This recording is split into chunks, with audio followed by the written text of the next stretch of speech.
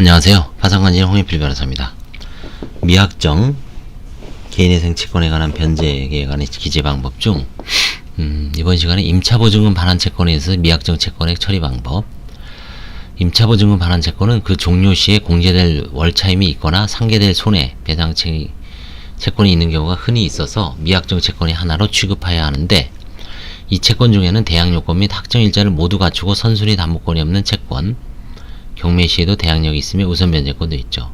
대항요건 및 확정일자를 갖췄으나 선순위 담보권이 있는 채권, 제3자에게 임의가 매각될 때는 대항력이 있으나 경매로 환가될 경우에는 대항력이 없음, 우선 변제권은 있음. 대항요건을 갖추었으나 확정일자가 없는 채권, 선순위 담보권 유무이 임의 매각인지 경매인지에 따라 대항 유무는 달라지며 우선 변제권은 없음. 대항요건도 갖추지 못한 채권 등 다양한 종류가 있습니다. 대항요건을 갖추지 못한 임차보증금 반환채권. 서울회생법원에서는 임차보증금 반환채권 중 대항요건조차 갖추지 못한 경우는 일반인 미확정 개인 회생채권과 달리 취급하지 않고 있다. 즉 경매나 제3자에 대한 임의매각의 경우에 대항력이나 우선변제권이 없으므로 전액을 변제받지 못하는 것은 물론이고, 인가 후 그 임대차 목적물이 제3자에게 재임대되는 경우에도 신임차인이 채무자에게 지급하는 임차보증으로부터 부선하여 변제를 받지 못하는 것으로 보고 있습니다. 다만 채무자의 임차보증금 반환 의무와 임차인의 명도 의무가 동시행 관계에 있고 면책결정이 내려질 때까지 권리변경의 효력이 없으므로 임차인이 권리변경의 효력이 생기기 전까지는 전액의 반환을 주장하면서 명도를 하지 않는 문제는 있을 수 있습니다. 세 번째, 대항요건을 갖춘 임차보증금 반환채권. 목적물이 경매되는 경우.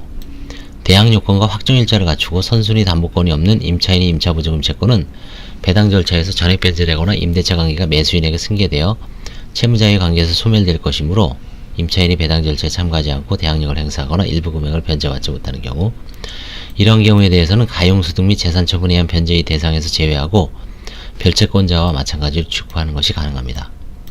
두 번째, 대항요건과 확정일자를 갖추었으나 선순위 담보권이 있는 임차인은 순위에 따라 변제받게 될 것이고, 변제받지 못한 부분은 매수인에게 대항할 수 없으므로 채무자에 대한 관계에서 일반 개인회생채권으로 참가하게 되고, 이 경우에는 별채권에 관한 예정 부정행위 처리 방법과 마찬가지로 처리하면 됩니다.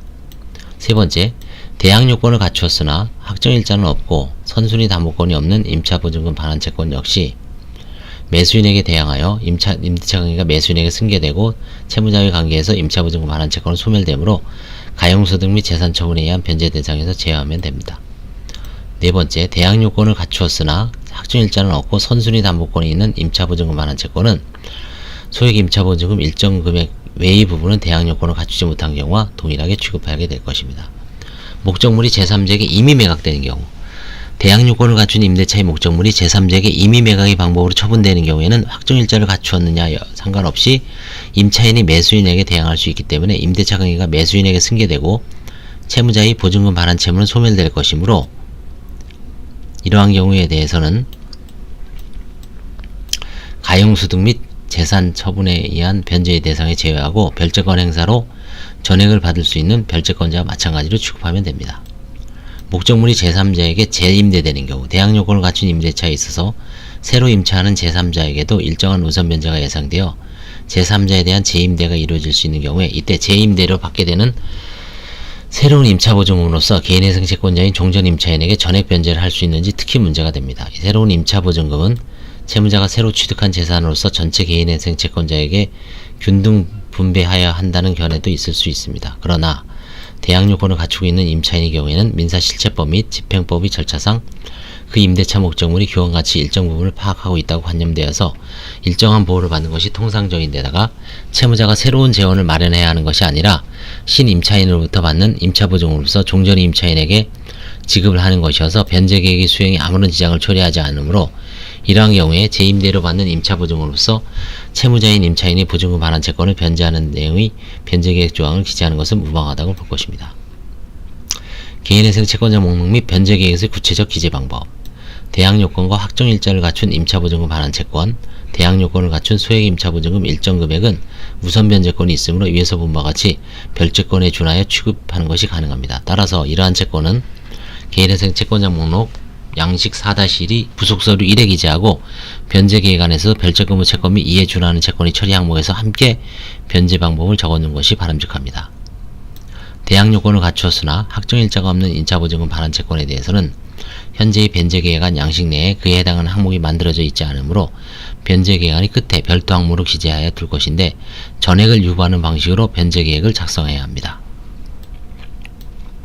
대항 요건조차 갖추지 못한 임차보증금 반환 채권은 현재의 변제계획안 양식 중 미확정 채권에 대한 변제 방법이 기재로서 해결될 수 있습니다. 즉 미확정 채권이므로 전액을 계좌에 유보하여 두되 그 변제 비율은 일반 해상 채권과 같이 취급하면 될 것입니다. 다만 임차보증금의 반환은 명도와 동시행관계에 있으므로 미확정 채권이 임차보증금 반환 채권의 경우에는 임차보증금 반환 액수가 확정되고 임차인이 임차목적물을 임도함과 동시에 변제한다라는 조항을 두면 될 것입니다. 전부명령이 있는 경우의 처리. 전부명령에 대한 규정. 법 616조는 전부명령에 대하여 변제계획 인가 결정이 있는 때는 채무자의 급료, 연금, 봉금, 상여금, 그 밖에 이와 비슷한 성질을 가진 급여채권에 관하여 개인회생 절차 개시 전에 확정된 전부명령은 변제계획 인가 결정 후에 제공한 노무로 인한 부분에 대해서는 효력이 상실되고 변제계획 인가 결정을 인하여 전부 채권자가 변제받지 못하게 되는 채권액은 개인회생 채권을 한다고 규정하여 전부명령의 효력을 제한하고 있습니다. 전부 채권자의 채권에 대한 변제계획에서의 취급. 전부명령이 있을 경우 채무자로서는 변제계획이 인가되기 전까지는 전부 채권자의 채권 중 개인회생 채권으로 될 금액이 얼마인지 산정할 방법이 없죠. 따라서 변제계획 안에 전부 채권자의 채권 금액은 전부명령이 실효되는 것을 전제로 하여 개시 신청 당시를 기준으로 한 금액을 미확정 채권으로 기재하고 이를 기준으로 변제액을 산정하여 유보하되 변제계획 안에 인가 결정이 있으면 확정된 금액을 산정하여 앞에서 본 미확정 채권과 같이 변제하는 방법으로 변제계획 안에 반영하면 될 것이다. 이 경우 미확정 채권의 확정은 전부 채권자가 전부된 금액을 수령한 내역을 법원에 신부하거나 채무자가 그 내역이 산출된 자료를 제출함으로써 이루어질 것입니다. 채무자의 제3자에 대한 급료채권에 관하여 내려진 전부명령이 확정이 되지 아니하여 아직 효력이 없는 상태에서 채무자에 대하여 개인회생 절차가 개시되고 이를 이유로 전부명령에 대해 즉시 항고가 제기되었다면 항고법원은 다른 이유로 전부명령을 취소하는 경우를 제외하고는 항고에 관한 재판을 정지하였다가 변제계획이 인가된 경우 전부명령의 효력이 발생하지 않게 되었음을 이유로 전부명령을 취소하고 전부명령 신청을 기각하게 됩니다. 주채무자 소유물에 근저당권이 설정되어 있는 경우 보증채무의 처리. 개인회생채무가 보증채무 내지 연대보증채무라도 확정된 일반 개인회생채무와 동일하게 취급해야 합니다. 다만 주채무자의 채무를 담보하기 위하여 주채무자의 소유물에 근저당권이 설정되어 있고 채무자가 그 채무를 연대보증하는 경우 채권 전액을 기준으로 변제 예정액을 산출하되 유보 없이 변제액을 지급하기보다는 담보권 실행 절차에서의 배당 시까지 변제를 유보해 둘 필요가 있습니다. 배당이 이루어지는 시점에서 그때까지 유보된 변제 예정액이 담보권 실행 절차에서의 변제 부족액에 미달하는지 초과하는지 여부를 살펴 미달할 경우 유보액 전부를 지급하고 초과할 경우 유보액 중 변제 부족액 상당액만을 지급하는 것이 절차 진행의 편의상 더 바람직하기 때문이라고 합니다.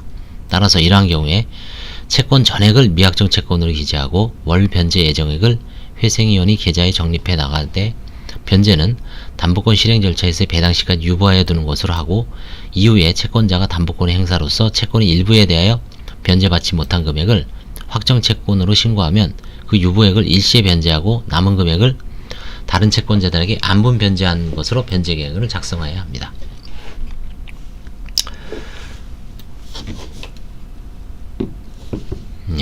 이번 시간에는 미확정 채권, 임차보증금과 전부명령이 있는 경우 처리를 봤고요. 다음 시간부터 가용소득 변제금액의 결정에 대해서 한번 살펴보도록 하겠습니다. 감사합니다.